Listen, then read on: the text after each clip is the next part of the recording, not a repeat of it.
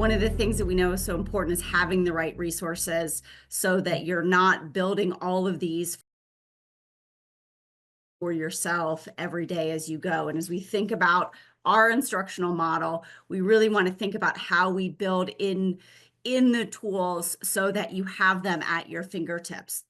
As we think about our teaching cadence, we often talk about the teach, and then pause for a minute. In our elementary product, what that looks like is we have some concept lessons and then we pause for what's called a re-engagement lesson to give students a chance to think for a minute to what they've been doing in the concept lessons and re-engage for a minute.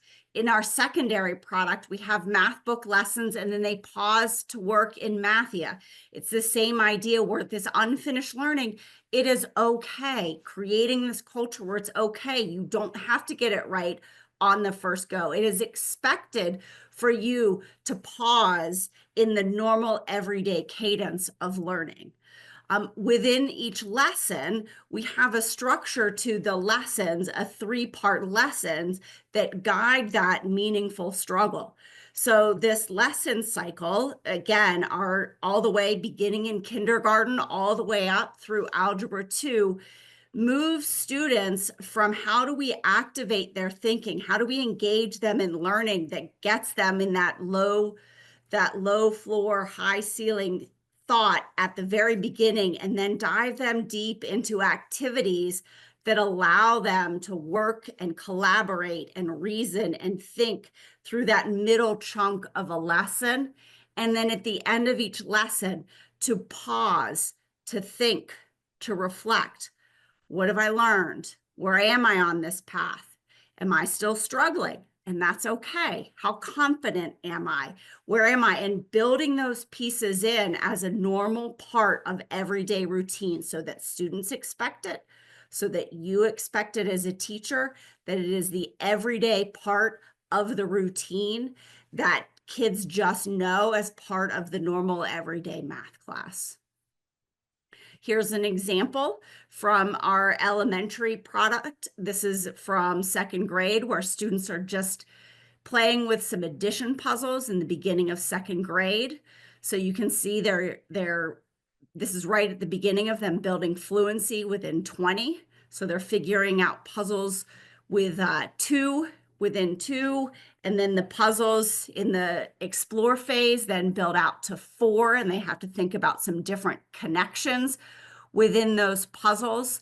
At the end with the reflect, that is what we call a my just right problem. And so not only are we asking students to solve those problems, but we're also asking them to then color in some stars to tell us which of those problems felt just right to them. So we can also just take a quick pulse check on where their confidence is as well, because that's an important part of just recognizing that there might have been a struggle today. And you might have been a kid that had no struggle last time, but you're struggling today, and that's okay. Here's an example from secondary. In this example, I think this came up in the chat earlier. So in the beginning part of this lesson, students are looking at these images and just beginning to get their feet wet in the task. And if you'll notice in the middle, they both have an opportunity that you probably can read this very clearly because the font is so large and clear on this slide. But on the first page there's a worked example. So there's something that for students to analyze. But then on the right-hand side, you might see a thumbs up and a thumbs down. So the opportunity to analyze, correct, and incorrect, that type of peer analysis is also something that is really, really valuable as students are making sense of mathematics.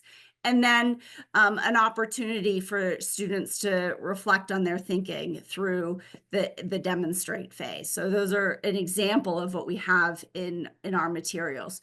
Throughout all of them, we want to move students from their intuitive understanding of the world, how they can make sense of, use concrete things that they can touch, and move them to whatever the abstract expectations are, grade level expectations for mathematics. So we want to think about how we can continually move kids along that continuum.